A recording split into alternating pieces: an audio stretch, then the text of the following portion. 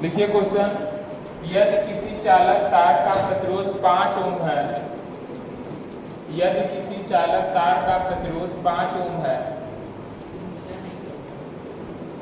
यदि किसी चालक तार का प्रतिरोध 5 ओम है, तब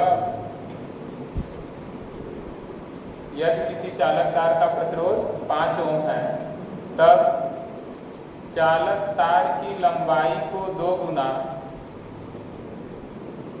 तब चालक तार की लंबाई को 2 गुना, चालक तार की लंबाई को 2 गुना तथा क्षेत्रफल को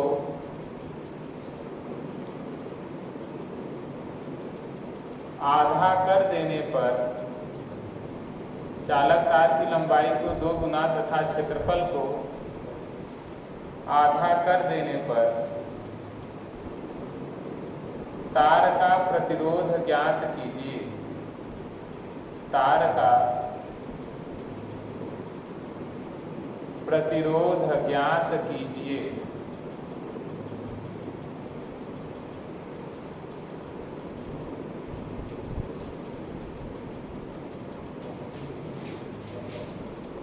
अब देखो, इस टाइप के क्वेश्चन में तार का प्रतिरोध दिया है, अब कह रहा है कि लंबाई को 2 गुना कर दें, क्षेत्रफल को आधा कर दें, तब उसका प्रतिरोध क्या हो जाएगा। नया उसका प्रतिरोध क्या होगा, आपसे पूछ रहा है। नए प्रतिरोध का मान कैसे सॉल्व करोगे बताओ।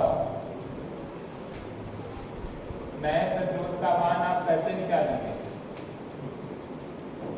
बताइए जल्दी से, बताओ जी। अब लंबाई और क्षेत्रफल नहीं दिया है, डायरेक्ट आपको क्या दे दिया है, प्रतिरोध। क्या दे दिया है, प्रतिरोध। कितना ओम दिया है, 5 ओम। अब आपको लिखना पड़ेगा, माना, क्या लिखेंगे, माना तार की लंबाई ना, मान लेंगे तार की लंबाई कितना है, यल है, तथा क्षेत्रफल ए है, क्षेत्रफल ए है। इसलिए R बराबर फार्मूला क्या है, रो यल, रो बटे नहीं, रो यल बाई ए। इस R की जगह हम लोग 5 रखेंगे, रो यल बाई ए। ये हमारा कौन सा समीकरण हो गया, पहला। अब इसमें शर्त क्या है, आप लिखेंगे द्वितीय शर्त। क्या लिखेंगे, द्वितीय शर्त कह रहा है कि जो लंबाई है वो 2 गुना कर दिए ना, जो L2 है वो प्रारंभिक लंबाई का कितना है, 2 गुना, और जो क्षेत्रफल है प्रारंभिक वाले का क्या है, आधा हो गया। अब नया प्रतिरोध बताओ, तो नया प्रतिरोध कैसे लिखोगे, R2 बराबर रो L2 का 5 में A2 ना जी, भाई रो नहीं चेंज होगा, रो पदार्थ वही है, तार वही है, उसी पदार्थ का तार है, तो रो में चेंजिंग नहीं होगी। अब क्या लिखेंगे, L2 की जगह पे क्या लिखोगे, बोलो, L2 को L2 L, और क्षेत्रफल की जगह A बाई 2 रखोगे। ये 2 कहाँ चला आएगा, 2 दूनी 4, 4 रो L अपान में A आ गया। परंतु समीकरण 1 देखो, रो L अपान में की वैल्यू कितनी है, 5, तो यहाँ पे R2 बराबर 4 गुणित 5, यानी जो नया प्रतिरोध है वो कितना हो, 20 ओम। कितना हो जाएगा, 20 ओम हो जाएगा। आया ना, आया नहीं। आप इस तरीके से भी कर सकते हो, और एक इसका शॉर्टकट है। क्या है, शॉर्टकट। शॉर्टकट से आप करेंगे और आसानी से हो जाएगा। शॉर्टकट क्या है, देखो जरा, शॉर्टकट में आप सीधा लिखेंगे R1 बटे R2, तो रो L1 बटे A1 भागी क्या, रो L2 बटे A2। अब भाग को जब हम गुणा के रूप में बदलते हैं, पता है ना क्या हो जाएगा, रो L1 बटे A1 गुणित A2 ऊपर और रो L2 नीचे, ये कैंसिल हो गया। R1 बटे R2 बराबर क्या बनेगा, लंबाई को लंबाई के साथ कर लो, L1 बटे क्षेत्रफल को, ये फार्मूला बन गया। अब देखो सीधा मान रखो, R1 की जगह 5, R2 निकालना है, L1 क्या है L, L2 कितना है 2L कितना है, और A2 कितना है A/2, और प्रारंभिक क्षेत्रफल A है, A से कैंसिल, L से L कैंसिल ना, ये क्या हो जाएगा, ये देखो 1/2 है ना, ये 1/2, और ये भी कितना 1/2, 2 दूनी 4 और 5 और 20, तो 5/R2 बराबर 1/4 और 5 और 20, यानी R2 का मान 20 आ गया कि नहीं। अब ये फार्मूला आपको याद करना पड़ेगा, ये R1/R2 बराबर क्या है L1/L2 और A2/A1। अगर आप ये याद रखेंगे तो इस टाइप के हर क्वेश्चन जल्दी हो जाएंगे, और नहीं तो फिर ऐसे आपको बहुत बड़ा करना पड़ेगा। समझ आ गया ना, क्या फार्मूला याद रखोगे बोलो। कल मैं ये इसी वाले पे कल मैं कराया था, ये याद है कि नहीं, V1/I1 जिसमें प्रतिरोध नियत था, V बराबर I याद में एनसीईआरटी का कौन सा क्वेश्चन था कल, शायद 5वां ही था क्या, चौथा। जब कोई विद्युत हीटर विद्युत से 4 एम्पीयर धारा लेता है तो टर्मिनल का विभवांतर 60 वोल्ट है, उसी समय हीटर कितनी धारा लेगा जब विभवांतर 120 वोल्ट है ना। तो इसमें फार्मूला बना था, क्या बना था, V1/V2 बराबर I1/I2, ऐसे मान रखोगे तुरंत आंसर आता चला जाएगा। तो कई तरीके होते हैं क्वेश्चन को सॉल्व करने, जब आप एंट्रेंस एग्जाम में बैठेंगे तो ऐसे करेंगे, बोर्ड एग्जाम में तो ऐसे, आपको जैसे अच्छा लगे करिए, कोई दिक्कत नहीं है, कर लो जल्दी से इसको। समझ में आया। अभी इससे फिर क्वेश्चन बोलेंगे, क्योंकि ये अनुपात वाला क्वेश्चन बोर्ड एग्जाम में कई बार पूछा है, करिए जल्दी से। नहीं याद कर पाएंगे कैसे क्या होगा, दूसरा ट्रिक क्या है, इस फार्मूले को याद करने का ट्रिक क्या है, यहाँ से प्रतिरोध लंबाई के अनुक्रमानुपाती होता है और क्षेत्रफल के क्या होता है, व्युत्क्रमानुपाती होता है। तो अनुक्रमानुपाती मतलब R1/R2 तो L1/L2, और क्षेत्रफल में उल्टा संबंध है तो A2/A1। तो फार्मूला क्या बना, R1/R2 बराबर L1/L2 गुणते A2/A1। अब उसके बाद जो वैल्यू दिया है रख करके सॉल्व करते चले जाएंगे। चलिए लिखिए, अब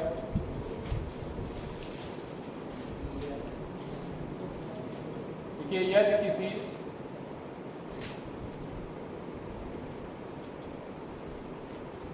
तार की लंबाई 2 गुना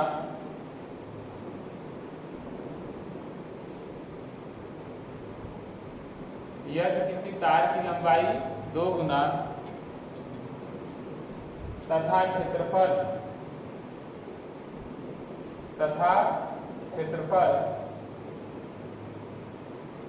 1/2 कर देने पर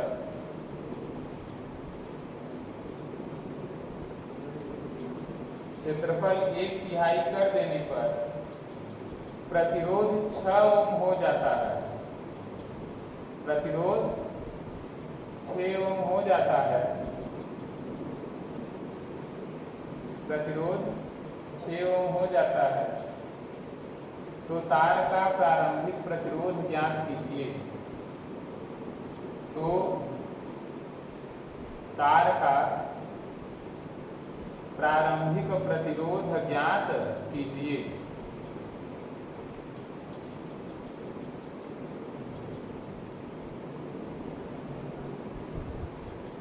प्रारंभिक प्रतिरोध ज्ञात कीजिए। क्वेश्चन समझ रहा है, ध्यान समझो, क्या है R1 क्या है, R2 क्या है, L1 क्या है, A2 क्या है, समझो अच्छे से। इसमें R1 पूछा है, क्या पूछा है R1, और L2 A2 आपको दिया है, तो आप फिर लिखेंगे माना तार की लंबाई L और क्षेत्रफल क्या है A है, इसलिए R1 बराबर 2L/A। बस अब ये इरेज कर देंगे। द्वितीय सर जो लंबाई है कितना गुना, 2 गुना है सर, और क्षेत्रफल 1/2 है, क्षेत्रफल 1/2 ये हो गया ना। पहले इसमें फिर से देखो, तो ये इतना हो गया, और R2 क्या कर रहा है, हम लोगों से R2 दिया 6 ओम, और R1 क्या कर रहा है, पूछ रहा है। अब इस विधि से नहीं करते हैं, अब डायरेक्ट हम लोग जो याद करें ट्रिक, क्या है? अब लिखोगे R1 बटे बराबर L1 बटे और फिर A2 बटे ना R1 बटे R2। R1 की जगह पे निकालना है भैया। R2 कितना है? 6 है।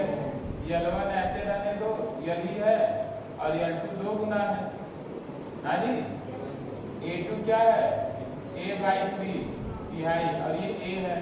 A से A कैंसिल, इससे ये कैंसिल, 1/3। R1 बटे 6 बराबर 1/2 गुणते 1/3। R1 बटे 6 बराबर 1/6 कैंसिल हो गया। R1 की वैल्यू कितना ओम है? 1 ओम। यानी अब उस तार का प्रतिरोध कितना ओम है? 1 ओम है। सबसे बेस्ट तरीका है, ये फार्मूला याद कर लो। R1 बटे R2, L1 बटे L2 और A2 बटे A1। जो सर्फ कर रहा है सॉल्व होता चला जाएगा। मगर इसी में एक क्वेश्चन अब तब बना देते हैं, वो क्या देते हैं, इसकी त्रिज्या 2 गुना कर दी, तब क्या करोगे? व्यास आधा कर दी, तब क्या करोगे? तब यहाँ पे तोड़ना पड़ेगा। एरिया पाई आर स्क्वायर तोड़ोगे, फिर त्रिज्या 2 गुना 3 गुना करो फिर इस टाइप का क्वेश्चन कराते हैं। इसमें 3 से 4 टाइप का क्वेश्चन बनता है। एनसीईआरटी में दे या ना दे, अगर आप प्रैक्टिस कर लो सब।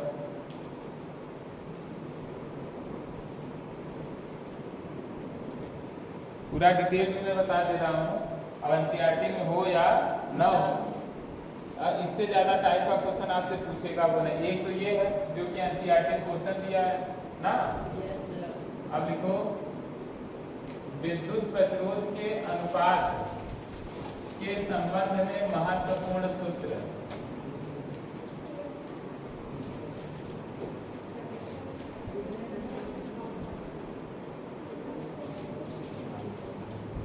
विद्युत प्रतिरोध के अनुपात के संबंध में महत्वपूर्ण सूत्र।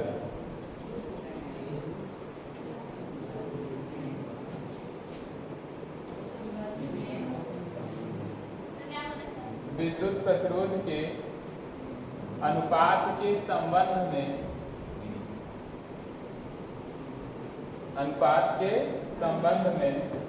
महत्वपूर्ण सूत्र।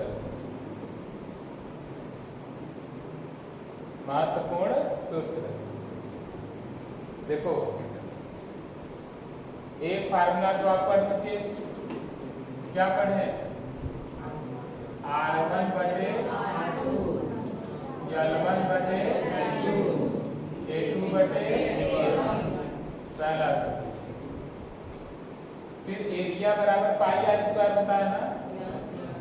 R1 बटे L1 बटे A2 की जगह क्या लिखोगे? पाई R2 स्क्वायर बटे पाई से पाई। तो नया फार्मूला बना R1 बटे R2 बराबर L1 बटे L2 और R2 बटे R1 का होल स्क्वायर। यहाँ लिख दे रहे हैं क्योंकि A बराबर क्या होता है? पाई आर। फिर आप आगे देखिए दूसरा सूत्र हो गया ना। फिर आप जानते हैं कि क्या होता है? त्रिज्या व्यास का आधा होता है। क्या होता है? आधा। यानी फिर इस चीज को लिखोगे, यहाँ R1 रहेगा, R1 बटे R2 L1 बटे L2। R1 को लिखो, R2 को लिखोगे, भाई व्यास का आधा होता है ना। बोलो, नहीं समझा? जो त्रिज्या होता है वो व्यास का क्या होता है? आधा होता है।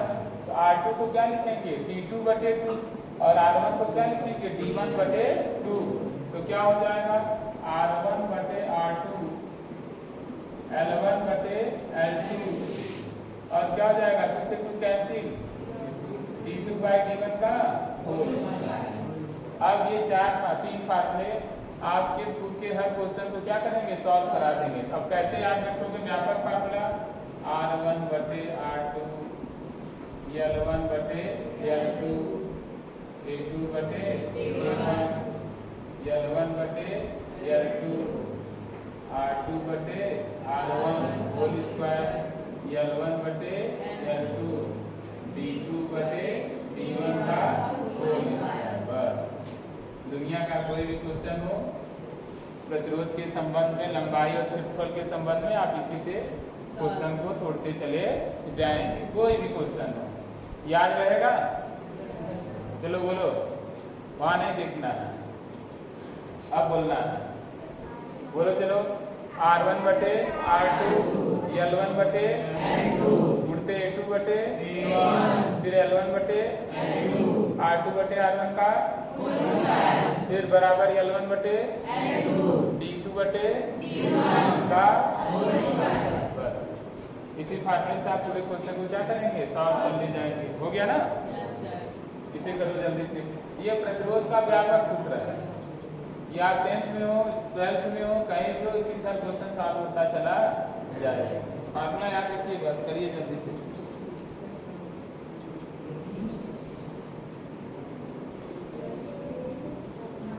यदि किसी तार की लंबाई को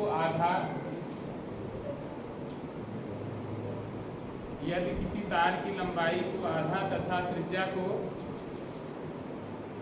2 गुना कर दिया जाए तो तार का प्रतिरोध कितने गुना हो जाएगा। त्रिज्या को 2 गुना कर दिया जाए तो तार का प्रतिरोध कितने गुना हो जाएगा। लगाओ। सेम उसी फार्मूले से करना है। कौन सा फार्मूला लेना है, लंबाई और त्रिज्या वाला। लंबाई और त्रिज्या वाला कौन सा फार्मूला है, ये है R1 बटे R2 लिखोगे, L1 बटे L2, R2 बटे R1 का होल स्क्वायर। L2 की जगह L/2 करोगे और R2 की जगह क्या करोगे 2R1। सॉल्व करो, देखो क्या आता है। करिए, सॉल्व करिए जल्दी से।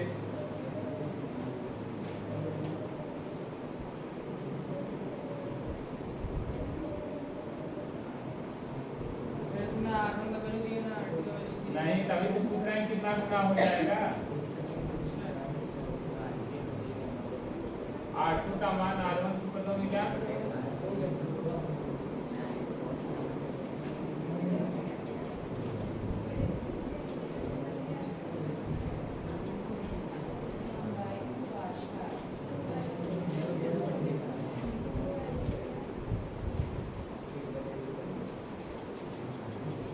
R2 का मान R1 की पदों में ज्ञात करो। कैसे होगा, यहाँ देखो क्या लिखोगे, R1 बटे L1 बटे R2 बटे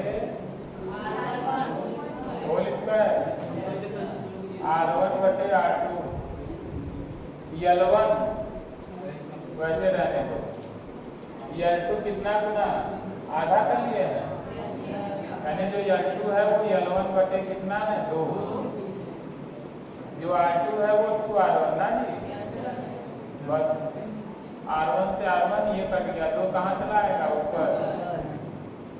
अच्छा मेरे साथ तुम लोग बहुत तेज बोलते हो। 2 कहाँ चला आएगा, ऊपर। अब करना होगा सर, नहीं आ रहा। 2 कहाँ आ गया, ऊपर। अब 2 का स्क्वायर कितना, 4 दूनी, यानी अब जो प्रतिरोध है R1 बटे R2 वो 8 हो गया। यानी जो R2 है, या कह लो R1 बराबर 8 होना चाहिए, या R1 बटे 8 बराबर 8, यानी जो नया प्रतिरोध R2 है अब पुराने वाले का 8वां भाग रह जाएगा। नहीं समझा। अब मान तो दिया नहीं है, दिया रहता 5 और 6 नंबर आता। हाँ, ये बता दिया कि जो नया प्रतिरोध है पुराने वाले का 8वां भाग रह जाए। बस कर लो। नहीं समझा, बोलो जी।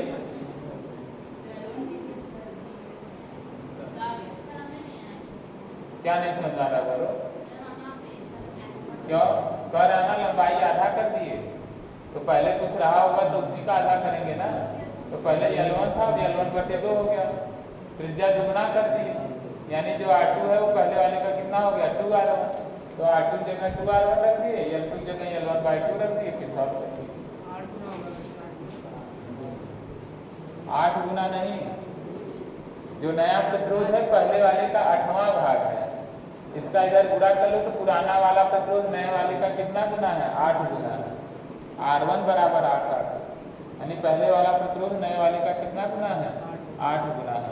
मगर अभी कितना है? अभी क्या वाला जो नया है करंट R2 है वो पुराने वाले का कौन सा भाग है? 8वां भाग। आ गया ना? हाँ यस सर कहने में एकदम एक्सपर्ट। आ गया समझ में? Yes sir. अगर क्वेश्चन देंगे तो नो सर। यदि किसी चालक तार की लंबाई को नियत रखते हुए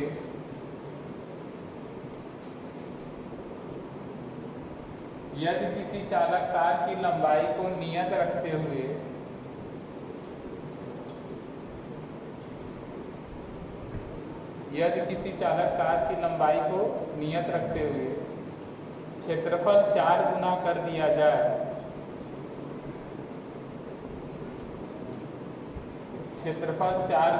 दिया जाए, तो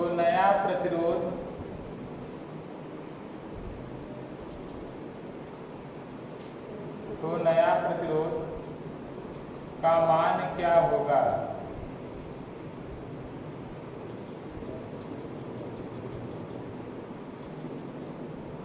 तो नए प्रतिरोध का मान क्या होगा? अच्छा सुनो, कैसे पकड़ोगे? कौन सा फार्मूला लगेगा? लंबाई और क्षेत्रफल 4 गुना, यानी कौन सा फार्मूला लगेगा? लंबाई और क्षेत्रफल वाला। कौन सा लगेगा? तो लंबाई और क्षेत्रफल वाला फार्मूला कौन बताएगा? R1 बटे L1 बटे A2 बटे। अब क्वेश्चन में कहा कि लंबाई नियत रखते हुए, लंबाई नियत रखने का मतलब कि L1 और L2 दोनों आपस में क्या है? बराबर है। तो R1 बटे R2 ना। अब ये L बराबर L कर लोगे कि नहीं भाई? L1 L2 बराबर है, यानी ये कट जाएगा। L1 ऐसे रहने दो, L2 की जगह भी L1 ही रखो, क्योंकि लंबाई क्या है? बराबर है। और क्षेत्रफल की जगह 4 गुना कर दिया ना जी। 4A1 बटे A1, A1 से 1 कटा, ये इससे कटा। R1 बटे R2 बराबर कितना आ गया? 4।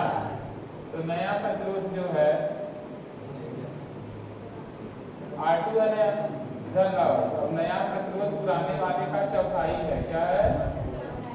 R2 नया प्रतिरोध पुराने वाले का 1/4, यानी नया प्रतिरोध 1/4 रह जाएगा। अब समझ रहा है? ऐसे क्षेत्रफल में बन सकता है। चालक तार के क्षेत्रफल को नियत रखते हुए लंबाई 4 गुना कर दें, तब एरिया कट जाएगा, लंबाई में कर लेंगे ना ऐसे। चलिए, तो आज के लिए साइंस में इतना ही। न्यूमेरिकल करा दिए। कल से आपका क्लास चलेगा प्रतिरोधों का संयोजन। 1 या 2 दिन का क्लास है, श्रेणी क्रम संयोजन और समांतर क्रम संयोजन। फिर आपका पहला चैप्टर विद्युत का क्या हो जाएगा? समाप्त हो जाएगा। फिर हम लोग पढ़ेंगे विद्युत धारा का चुंबकीय प्रभाव।